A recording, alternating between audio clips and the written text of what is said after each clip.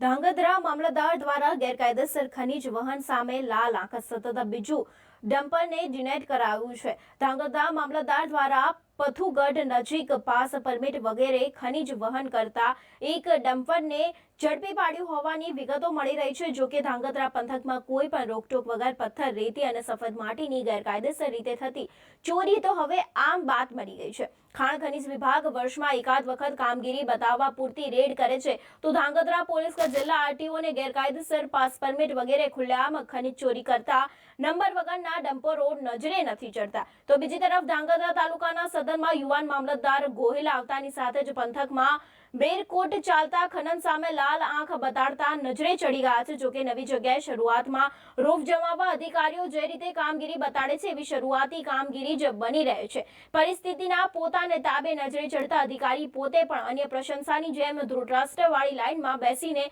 અંધાપો બતાડે છે, એ હવે મહત્વનું જોવાનું બની શકે છે। હાલ તો ધાંગધ્રા મામલતદાર દ્વારા ધાંગધ્રા સુરેન્દ્રનગર રોડ ઉપર પથુગઢ પાસે કોઈ પણ જાતની પાસ પરમિટ વગર ગેરકાયદેસર રીતે ખનન વહન કરતા ડમ્પરને ઝડપી પાડવામાં આવ્યું હતું, જેમાં ડમ્પર પાછળ નંબર પ્લેટ પણ જોવા મળી નથી। ત્યારે સરેઆમ ગેરકાયદેસર ખનનમાં તમામ નિયમોની એસી તેસી કરવામાં હોય તેવું જોવા મળી રહ્યું હતું।